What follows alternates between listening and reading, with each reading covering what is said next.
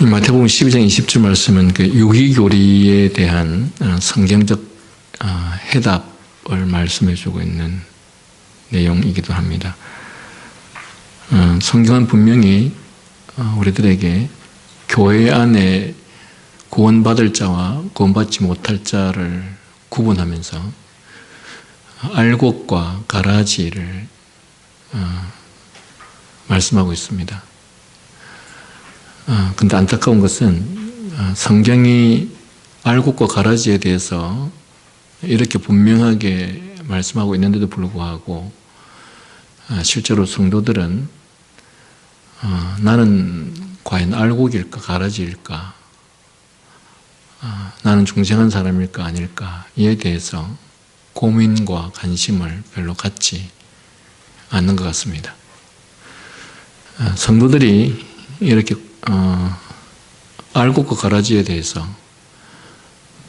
이 표현을 다르게 표현하면 지금 우리가 보고 있는 이 도르트 신경에 근거한다면 선택과 유기에 대해서, 이 선택과 유기는 한편으로는 이 세상에 존재하는 모든 사람들을 대상으로 하지만 또 한편으로는 교회 안에 있는 두 부류의 사람을 동시에 말씀하고 있는 것이죠.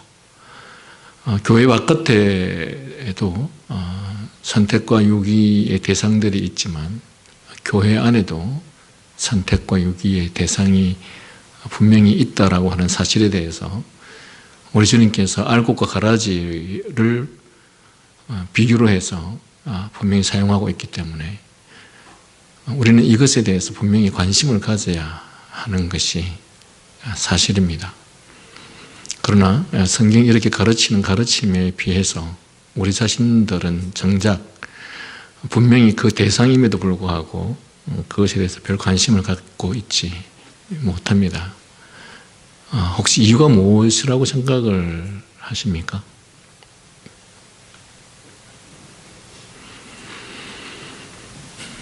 오늘날 교회가 복음전도라고 하는 이 내용에 대해서는 어느 교회를 막론하고 강조를 하고 또 이 복음전도를 실행하기 위해서 얼마나 많은 노력들을 하는지 모릅니다.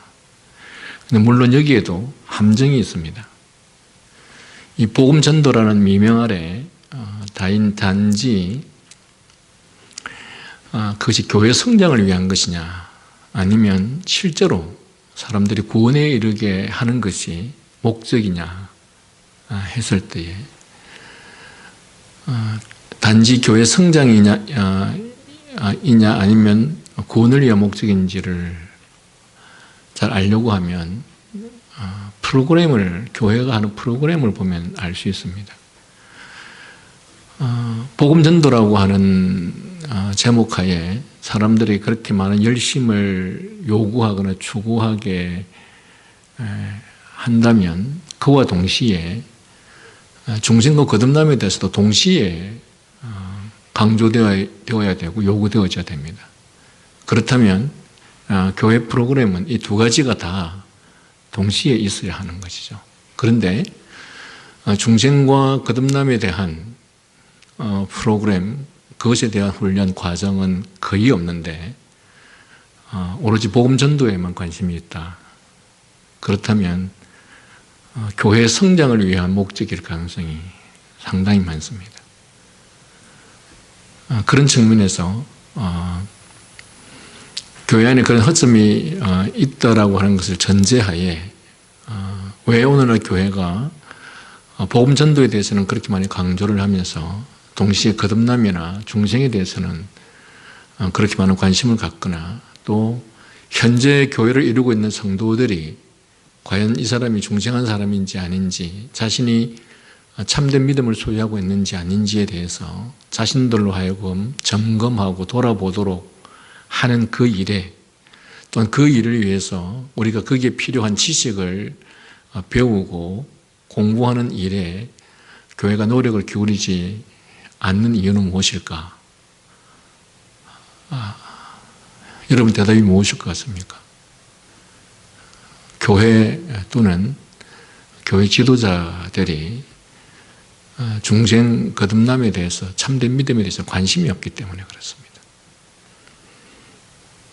그러면 그것에는 관심이 없으면서 오로지 복음 전도에만 관심이 있다. 그렇다면 그럴 경우에는 그것은 말이 복음 전도이지, 그 복음 전도라고 하는 미명하에 자신들의 어떤 성공이나 야욕을 채우기 위한, 성공을 위한, 그래서 그 성공을 위해서 교회 성장이라고 하는 그 목표를 이루기 위한 과정일 가능성이 상당히 많이 있습니다. 그래서 우리는 이 두 가지가 항상 동시에 함께 가야 한다는 측면을 기억해야 될 것이고, 그리고 분명히 성경이 선택과 유기에 대해서 말하고 있다면 마찬가지로 우리 자신도 이 선택과 유기에 대해서 상당한 관심을 가져야 합니다. 우리가 과연 선택된 사람일까? 아니면 교회 안에 머물고 있지만 가라지처럼 유기된 사람일까 하는 것에 대해서 관심을 가져야 하는 그 상황에서 오늘 이 16과에서는 교회 안에는 유기된 사람들이 있다. 그렇다면 유기된 사람들이 이 유기교리에 대해서 그들은 어떻게 반응하는가? 또한 유기가 되지 않는 사람들은, 아는 사람들은 이 유기교리에 대해서 어떻게 반응하는가 하는 것에 대해서 이 세 가지의 반응을 오늘 우리가 공부하는 이 내용에서 다루고 있습니다. 분량이 워낙 많기 때문에 제가 평소에는 여러분에게 이 인쇄물에 글자 크기를 11포인트로 하는데 양이 많아서 10포인트로 해서 6페이지이기 때문에 11포인트라면 거의 7페이지 이상이 되는 양이어서 이 세 가지 반응 중에서 오늘은 첫 번째 반응까지만 공부하도록 그렇게 하겠습니다. 자, 돌도신조 제1장 제16조 유기의 교리에 대한 반응.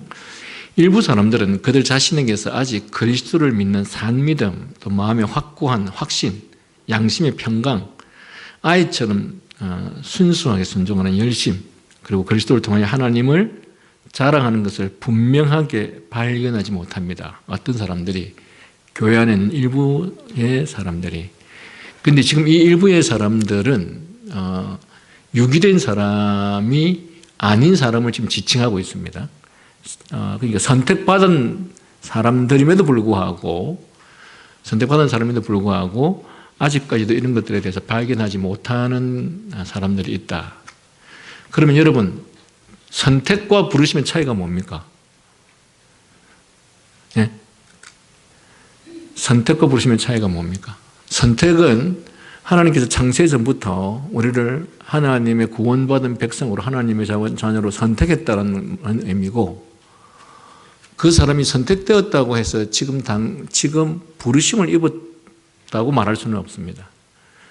하나님께로부터 선택은 받았지만 아직까지 부르심을 받지 못해서, 즉 성령 하나님의 은혜로 말미암아 거듭남의 역사, 즉 중생의 은혜가 그 안에 아직 임하지 아니하여서, 그래서 지금 조금 전에 언급하였던 그리스도를 믿는 산 믿음, 마음의 확고한 확신, 양심의 평강, 아이처럼 순종하는 열심, 그리고 그리스도를 통해 하나님 자랑하는 이러한 것들이 아직까지도 그 사람에게서 나타나지 않을 수 있다라는 것이죠.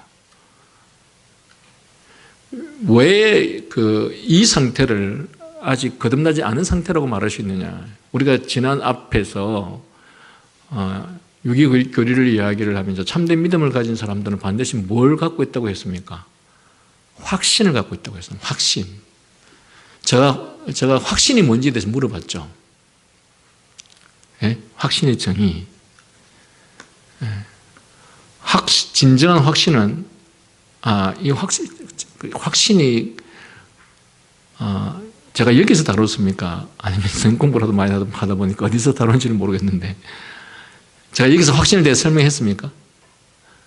아니면 목요일 팀에서 이야기했습니까? 목요일 팀에서 이야기를 했나 보구나. 조나단 에드워드의 신앙 감정론에서 참된 믿음을 가진 사람에게는 거룩한 감정이 동반되는데 그 거룩한 감정을 가진 사람에게는 반드시 확신을 갖게 되어 있다. 그렇다면 그 확신이라는 것이 무엇이냐? 확신은 자기의 몸을 던져서 완전히 거기에 복종 또는 굴복하는 것이 확신이다. 여러분, 우리가 어떤 일에 행동하지 못하는 것은 확신하지 못하기 때문에 행동하지 못하거든요. 여러분, 모세가 이스라엘 백성들을 데리고 홍해를 딱 건너가는 이 시도를 하게 된 거기에는 뭐가 있었기 때문에 가능했습니까? 확신이 있기 때문에. 자기 혼자만이 아니라 그 250만 300만 명을 이끌고 그렇게 할 수 있었던 것은 완전한 그에 있어서 확신이 없으면 그 불가능합니다. 그죠? 그러니까 확신이라고 하는 것은 완전히 몸을 던져서 전적인 순종이 가능하게 하는 것이 확신이죠.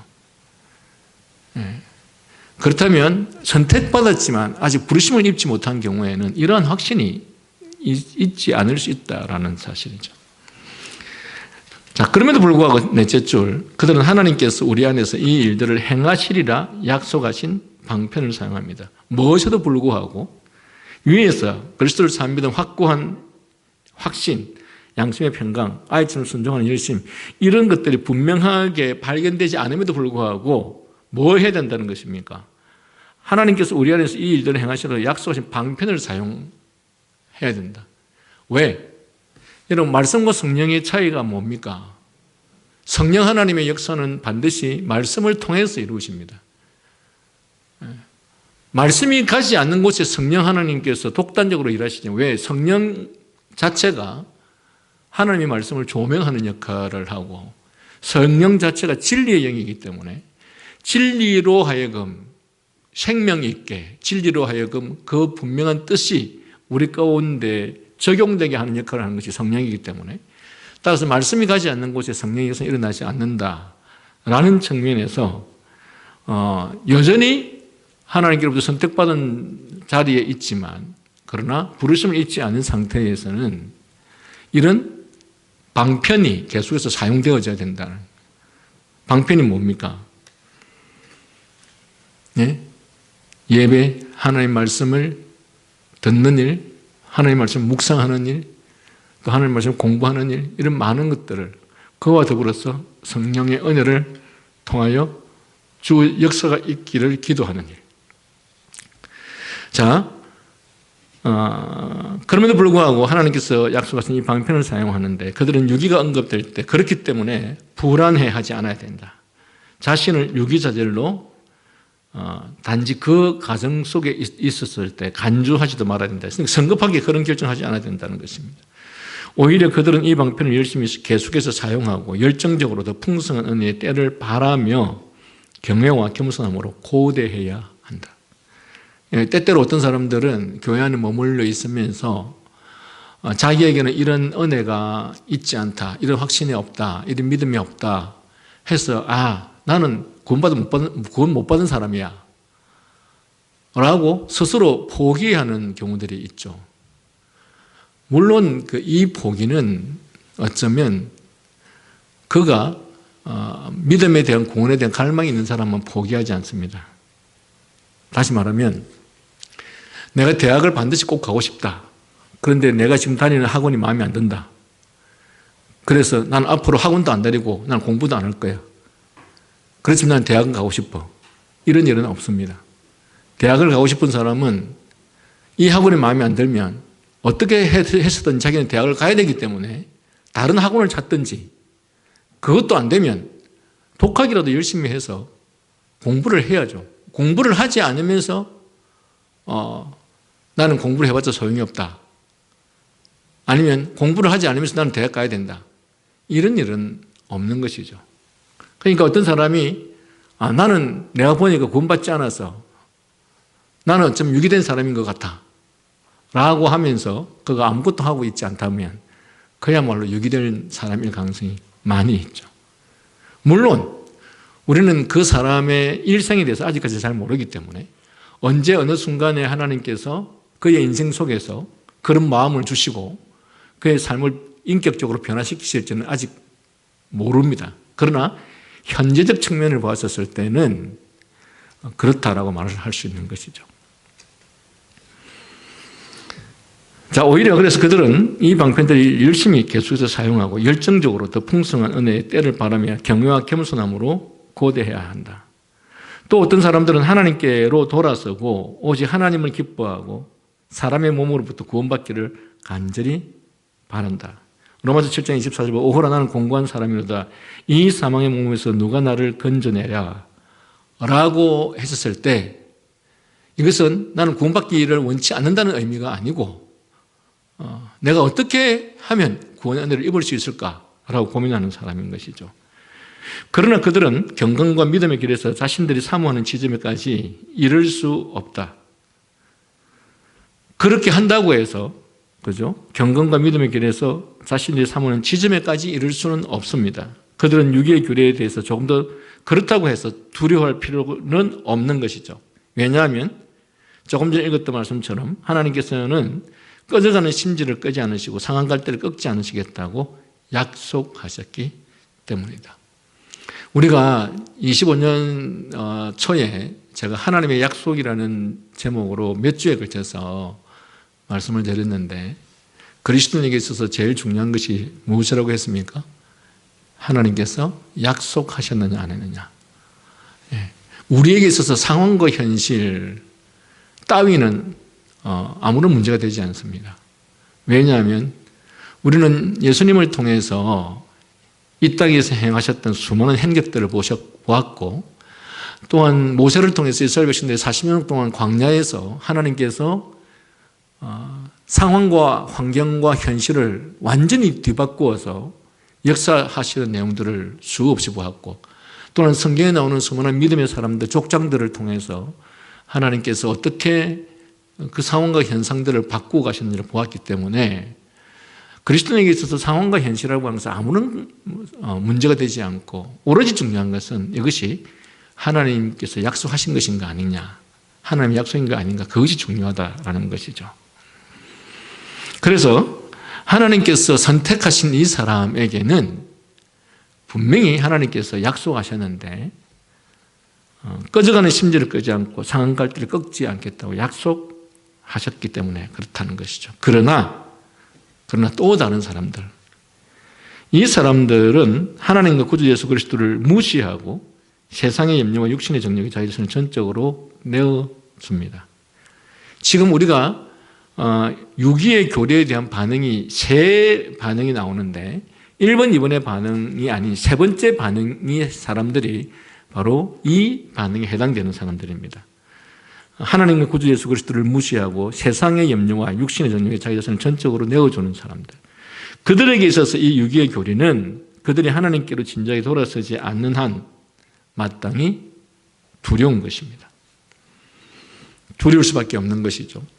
도르트 총회 때에 우리 조상들은 7에서 11조를 통해서 하나님께서는 당신의 선하신 기쁨으로 인해 선택에 관한 하나이시고 그리고 변하지 않는 작정을 하셨다고 고백했다. 선택에 관해서는 하나밖에 없다는 겁니다. 선택이냐 육이냐 이거밖에 없다는 것이죠. 그리고 이것에 대해서는 변하지 않는 작정이다. 그래서 우리가 칼빈주의 5대 교리에 있어서 견인의 교리, 성도의 견인 교리가 지금 우리가 읽었던 내용에서 어떤 내용과 일치를 이룹니까? 하나님의 변하지 않는 작정. 하나님의 작정은 절대 변하지 않습니다. 그게 바로 성도의 견인인 것이죠. 하나님께서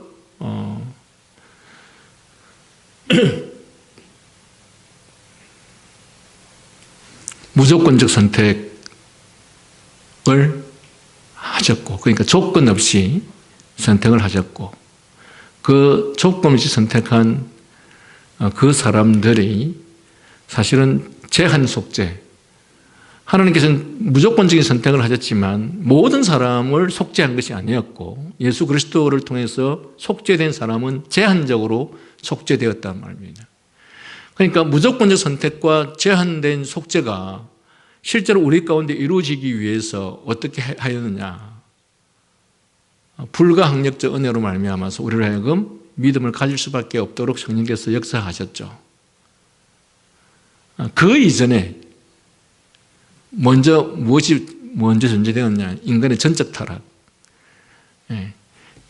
다시 순서로 바꾸면 인간은 전적으로 타락했고, 전적인 타락한 인간에게 하나님께서 무조건적 선택하셨고, 무조건적 선택한 그 사람들을 모든 사람의 구원에 이르게 된 것이 아니라 제한적 속죄를 이루셨고, 제한적 속죄를 이루신 그 사람들을 믿음에 이르게 하실 때 불가항력적 은혜로 말미암아 믿음에 이르게 하셨고, 그리고 불가항력적 은혜로 말미암아 믿음에 이르게 하신 그 사람들을 예수 그리스도의 재림이 오는 그날까지 일평생 그들의 신앙을 붙들어 주시는 것이 성도의 견인이다.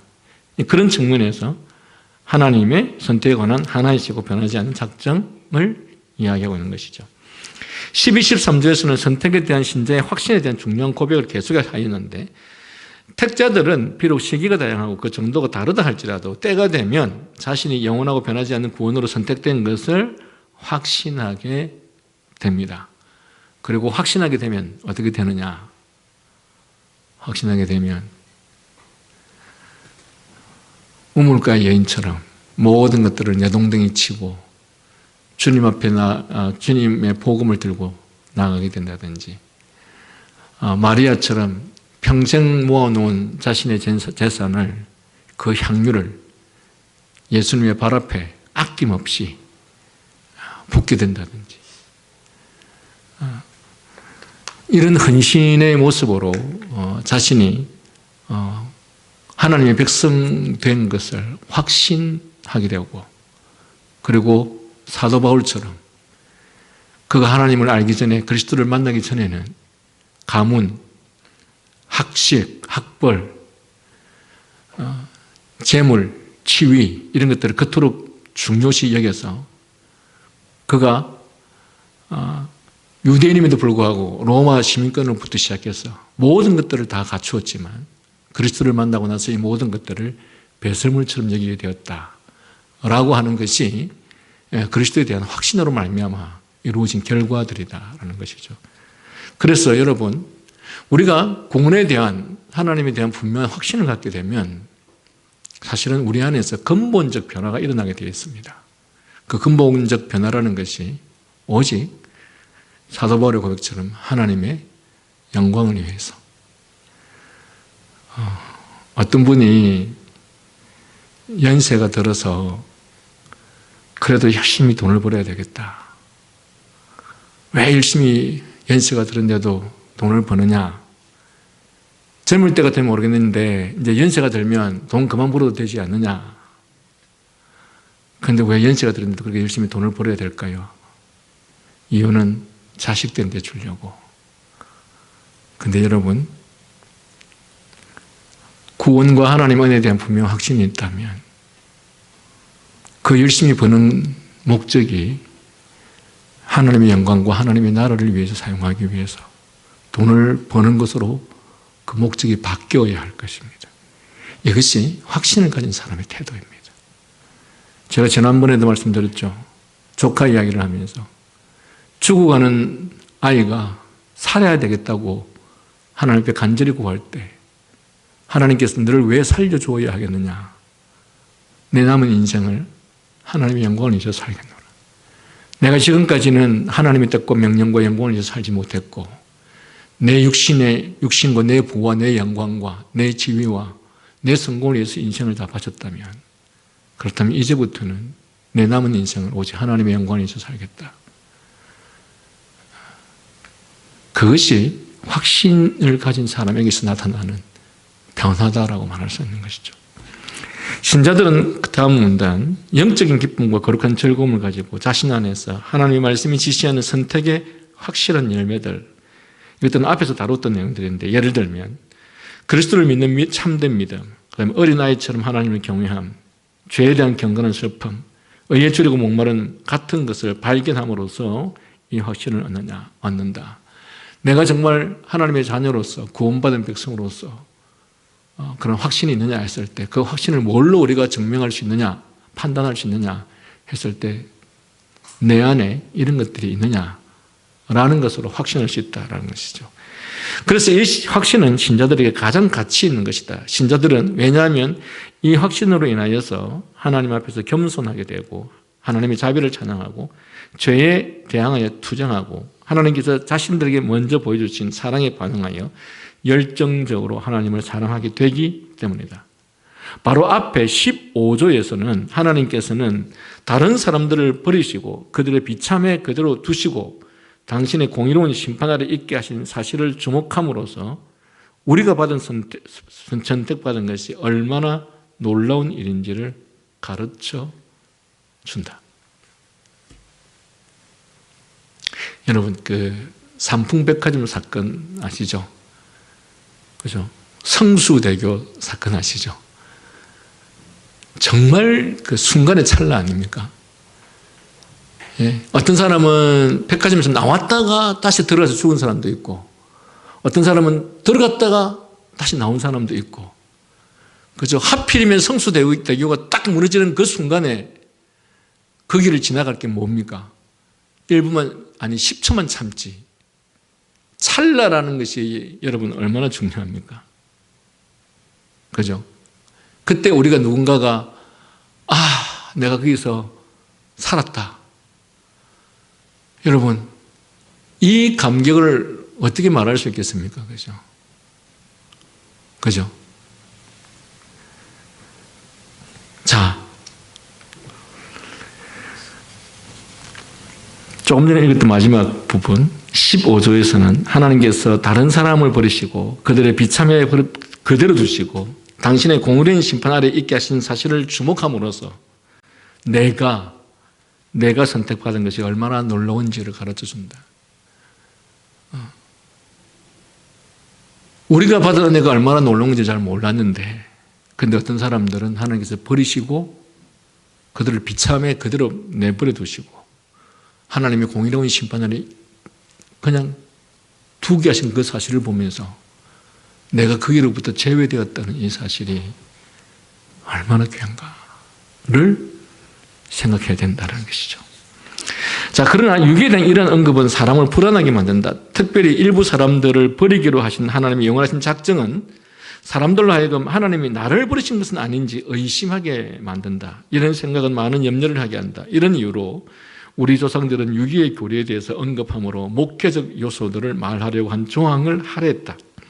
우리 조상들은 목회적 방식으로 사람들에게 다가가면서 믿음 안에서 성장이나 선택에 관한 의심과 의문들을 어떻게 다룰 것인지에 대해서 지침을 제공했다. 그 지침이 뭡니까?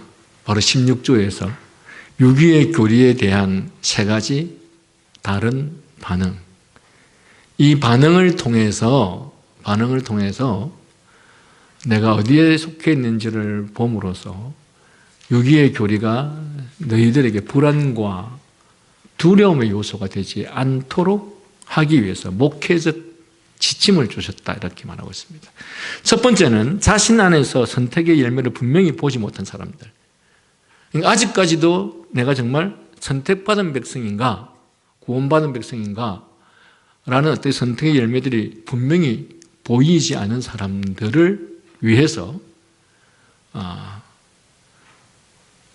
설명을 하고 있고, 두 번째는 자신이 바라고 투쟁하는 경건과 믿음의 정도에 도달할 수 없는 사람들, 나름대로 정말 믿음으로 살려고 노력하고 애쓰고 수고하고 나름대로 끊임없이 갈망하고 하는데도 불구하고 도무지 내가 거기에 도달하지 못한. 여러분, 우리는 사도 바울의 이 고민으로부터 우리는 그 도달이 불가능하다는 것을 알 수 있죠. 사도 바울처럼 경건한 믿음의 사람이 없었음에도 불구하고 오호라 나는 곤고한 사람이로다. 누가 이 사망의 길에서 나를 건져줄 수 있겠냐. 자신을 바라보니 그렇게도 끊임없이 하나님 앞에서 경건하게 하나님을 경외하는 삶과 인생을 살고자 노력했건만 결국은 나라는 존재를 살펴보니 여전히 죄인 중에 괴수와 같은 존재구나. 내 안에는 끊임없이 여전히 지금도 이 2가지가 싸우고 있구나. 내가 이쯤 되면 이런 갈등은 안 하고 있어야 되는 거 아닌가? 내가 이쯤 되면 이 정도의 반복되는 죄를 짓지 않고 있어야 되는 거 아닌가? 내가 이쯤 되면 이런 고민과 갈등을 안 해야 되는 거 아닌가? 라고 생각하는데 여전히 자신이 그렇게 하고 있는 모습들을 보면서 사도 바울이 오호라 나는 곤고한 사람이로다. 여러분, 인간은 스스로 의를 행할 수가 없습니다. 어느 누구도 선한 삶을 스스로 살 수가 없습니다. 그건 불가능합니다. 자기 자신이 조금이라도 나는 선한 삶을 살았다 라고 말하는 사람이 있다면, 그런 생각을 하고 있는 사람이 있다면 당신은 죄에 대해서 아무것도 모르는 사람이고 자신에 대해서 아무것도 모르는 사람입니다.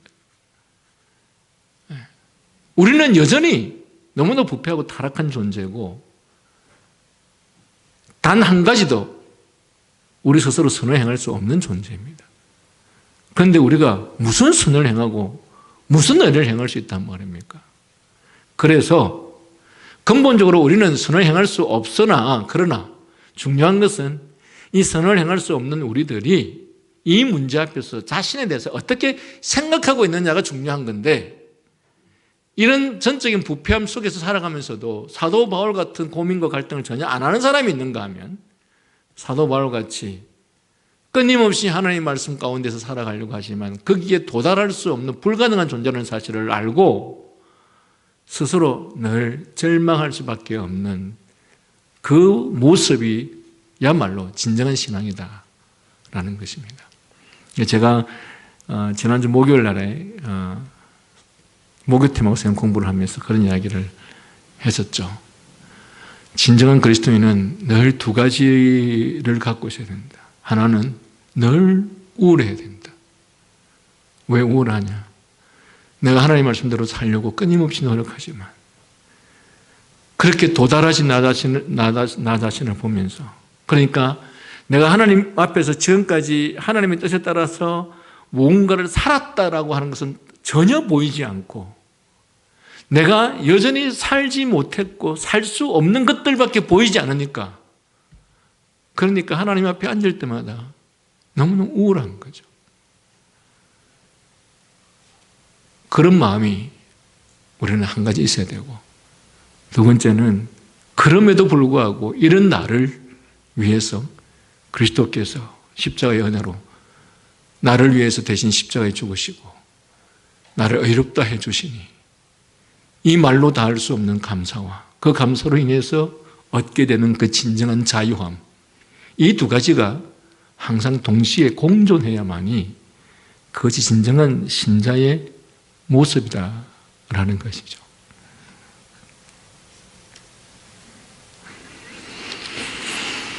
자, 그래서 두 번째가 자신이 바르고 투명하는 경건과 믿음의 정도에 도달할 수 없는 사람들. 그런데 세 번째는 하나님을 무시하고 죄 가운데 살아가는 사람들입니다. 반응 1, 첫 번째 사람. 일부 사람들은 그 자신에게서 아직 그리스도를 믿는 삶, 믿음, 마음의 확고한 확신, 양심의 평강, 아이처럼 순종하는 열심, 그리스도를 통해 하나님을 자랑하는 것을 분명히 발견하지 못합니다. 그럼에도 불구하고 그들은 하나님께서 우리 안에서 이 일들을 행하시리라 약속하신 방편을 사용합니다. 이런 사람들은 주님을 섬기기를 원하고 또 주님을 섬기기도 합니다. 그러나 자신의 선택에 대해서 확신하려 할 때 그들은 여전히 아직도 확신하지 못합니다. 그들은 자신을 볼 때 자신 안에 충분히 산 믿음이 있다는 것을 발견하지 못합니다. 이런 사람들은 더 열심을 내기를 원하고 자신들이 삶 속에서 충분히 하나님을 찬양하지 않고 있다고 생각합니다. 그래서 그들의 마음속에 의심이 생깁니다. 나 자신을 가만히 살펴보니 난 정말 선택받았는가? 나는 정말로 유기자들에게 속한 것은 아닐까? 이런 사람들은 자신들이 정말로 선택받았다는 증거를 볼 수 있을 때 확실하고 불안하게 살아갑니다. 우리는 증거를 볼 수 없을 때 불확실하고 불안하게 살아갑니다. 우리는 자기를 살핀 것 같은 것을 말해 보기도 합니다. 우리는 또한 스스로 나는 하나님께 충분히 열심을 가지고 있는가? 나는 하나님과 합평한가? 라고 질문할 수도 있습니다. 그래서 도르트 총회에서 우리 조상들은 자신들의 선택에 대한 의심과 투쟁하는 신자들을 뛰어난 감각으로 다루고 있습니다. 은혜의 방편을 사용하지만 선택의 열매를 만족스럽게 보지 못하는 자들에 대한 우리 조상들의 조언이다. 조언은 그들이 죄에 대해 사단에 대해 항복하고는 나는 정말로 버림을 받았다고 결론을 내리지 않아야 한다. 그러니까 자신들을 돌아보니 여전히 죄 가운데 있고 그런 여기 믿음의 사람들이 가져야 되는 이런 증거들도 나타나지 않고 이랬었을 때 어떻게 한다는 것입니까? 나는 정말 버림받았다. 나는 구원받지 못한 것 같다. 이런 결론을 내리면 안 된다라는 것이죠.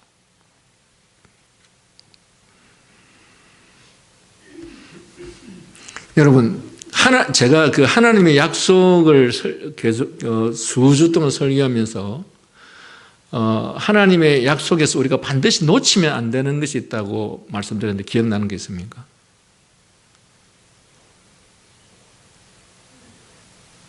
하나님의 약속을 이야기할 때 반드시 놓치서는 안 되는 또는 반드시 기억해야 될 것 중에 중요한 두 가지 사실.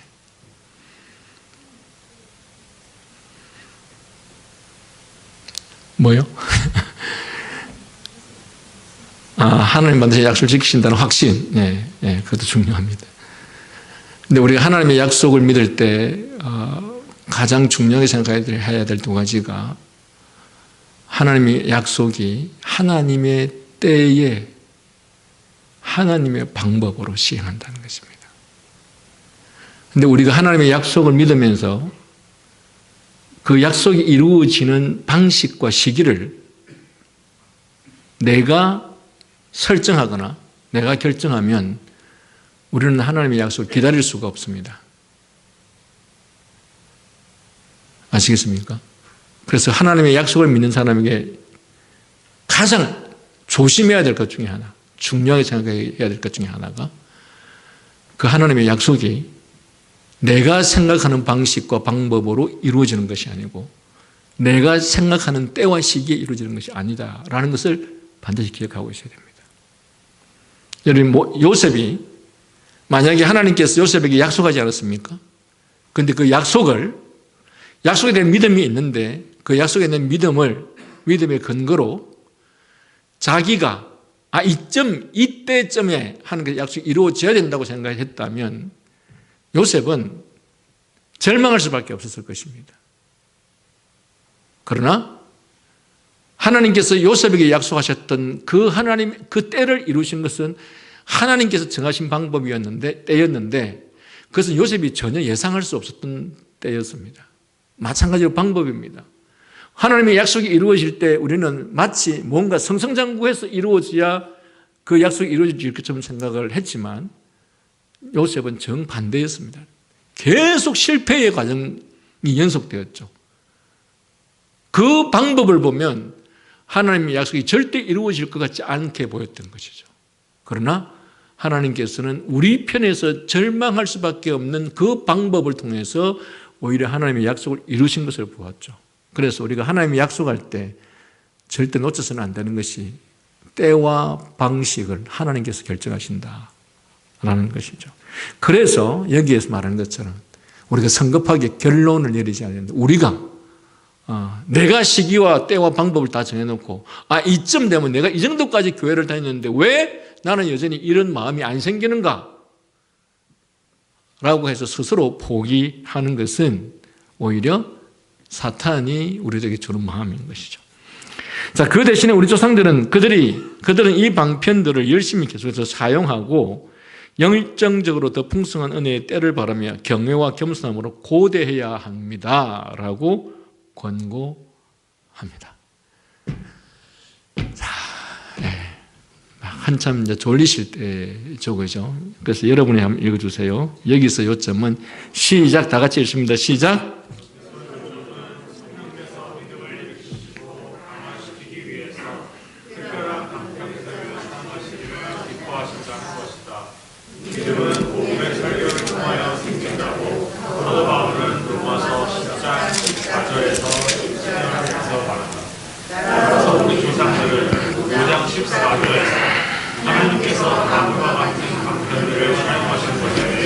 계시하셨다고 고백한다.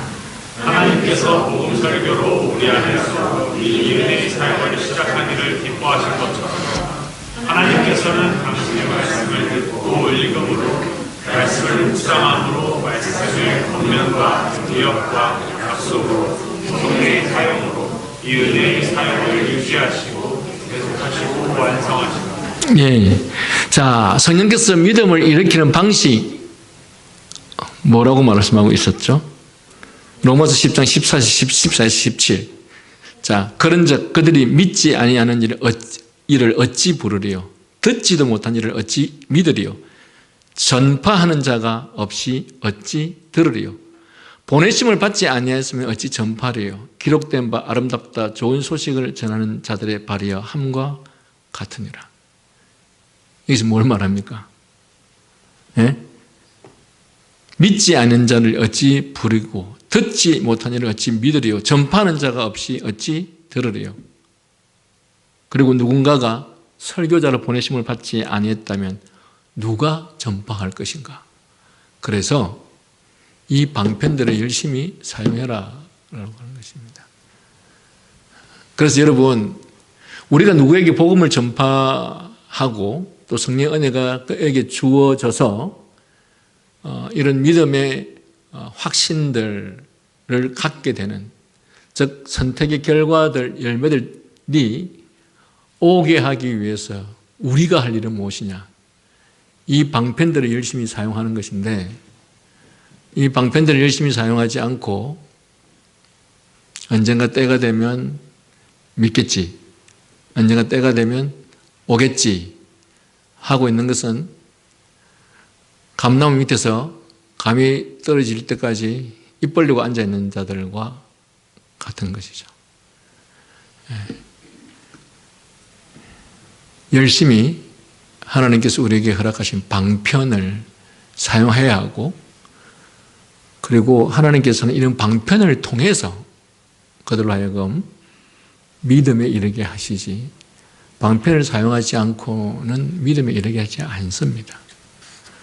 그래서 우리는 첫 번째로는 우리가 복음을 전할 대상들을 위해서 열심히 기도해야 하고, 두 번째는 그들이 하나님의 말씀을 듣게 하는 일에, 듣는 일에 최선을 다해서 해야 합니다. 그것이 어떤 방법이 지혜로울 방법인지는 모르겠지만 그 방편을 열심히 사용하지 않고서, 다시 말하면 하나님께서는 얼마든지 그분이 신이시기 때문에, 전능하신 분이시기 때문에 하나님 주권적 능력으로 모든 걸 하실 수 있지만, 그러나 그럼에도 불구하고 하나님께서는 수단을 통해서 일하십니다. 그 수단이 바로 기도와 말씀인 것이죠. 그러므로 이 은혜의 방편들을 사용하는 자들은 성장할 것이다. 믿음이 식물처럼 성장하여 열매를 맺기 위해서는 시간이 필요하다는 것을 염두에 두는 것이 중요하다. 믿음으로 나온 어느 누구도 한순간에는 열매를 맺지 못한다. 게다가 한 식물의 품종이 다른 식물의 품종보다 더 빨리 열매를 맺을 수 있는 것처럼 각각 다른 사람들은 그들의 삶 속에서 다른 시간의 주 안에서 성숙에 이르게 된다. 그래서 믿음의 성장에는 과정이 있다. 식물처럼 믿음은 재배와 육성이 필요하다. 따라서 자기의 선택에 대해 의심하는 자들에 대한 우리 조상들의 충고는 계속해서 하나님께서 주신 방편들을 사용하라는 것입니다. 뭐라고요? 우리 조상들이 한 충고가 뭐라고요? 계속해서 하나님께서 주신 방편들을 사용하라는 것이다. 즉 하나님의 말씀을 붙들고 연구하고 묵상하라는 것이다. 당신의 때에 당신의 방법으로 하나님께서 열매를 주실 것이다. 자, 다시 한번 그 밑에 문제 다 같이 읽겠습니다. 시작.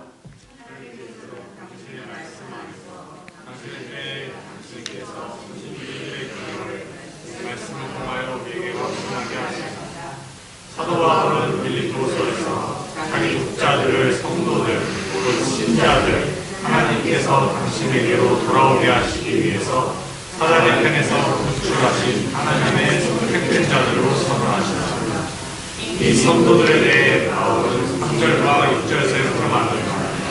내가 너희를 생각할 때마다 나의 하나님께 감사하노라. 너희 속에 잠깐 시작한 이가 그리스도 예수의 날까지 이르실 줄을 우리가 압니다. 이 말씀을 읽는 우리는 빌립보 성도들이 모두 스스로 그리스도인이라고 신하는 완전한 신자들이었을 것이라고 생각하는가? 정말 그들은 완전에 이른 신자들인가? 그렇지 않다. 오늘 우리처럼 그리스도인이 우리가 하나님의 은혜를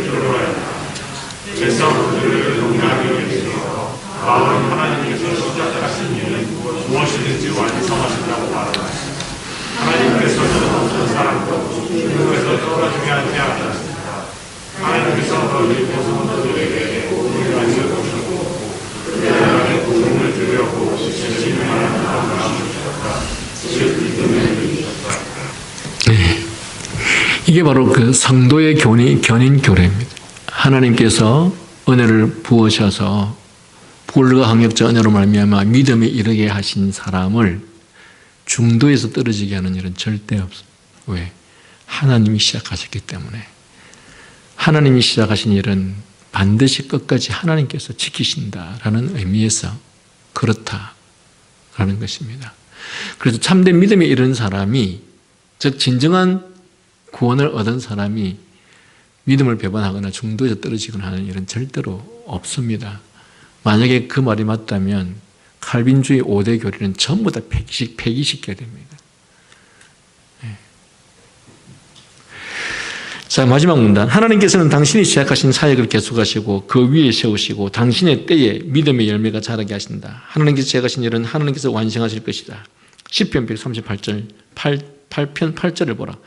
여호와께서 내게 관계된 것을 완전케 하실지라. 여호와여 주의 인자심이 영원하오니 주의 손으로 지으신 것을 버리지 마옵소서. 주님께서는 이사야 14장 32절에서도 동일한 확신을 당신의 자녀들에게 주신다. 블레셋의 사신들에게 대한 주님의 대답은 여호와께서 시온을 세우셨으니 그의 백성의 곤고한 자들이 그 안에서 피난하리라 할 것이니라고 하신 말씀입니다. 여기에서 곤고한이란 말은 심령이 가난하고 약하고 작은 자들에 대한 언급이다. 그들은 시온에서 피난처를 발견할 것이다. 우리는 내가 주님께 속했다고 말할 수 있기 전에 주 안에서 기둥 혹은 거장이 되어야 할 필요가 없다. 예. 우리가 무슨 대단한 능력을 갖춘 위대한 어떤 신자로서 의 모습을 다 갖춘 사람이 우리 스스로 누구나 다 될 수도 없고 될 필요가 없는 것이죠. 여러분, 사도 바울 된 것은 사도 바울의 개인의 노력입니까? 아닙니다. 전적으로 사도 바울의 고백에 의하면 나의 나 된 것은 하나님의 은혜였다고 말합니다.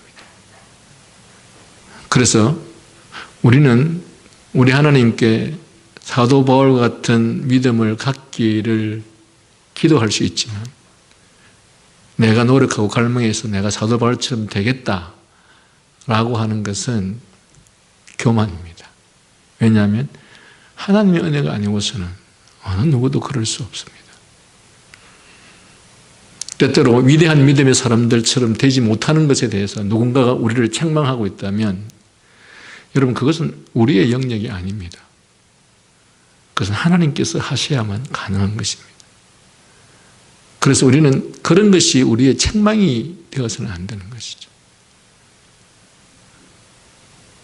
하지만 분명한 것은 믿음을 가진 자에게는 스스로 믿음에 대한 확신을 가질 수 있는 그런 증거들을 가지고 있어야 된다는 사실은 분명하다는 것을 기억하시면서 유기에 대해서 나타나는 세 가지 반응 중 첫 번째 반응을 우리가 살펴봤습니다. 다음 주 이 두 번째, 세 번째 반응에 대해서 살펴보도록 하겠습니다. 기도하겠습니다.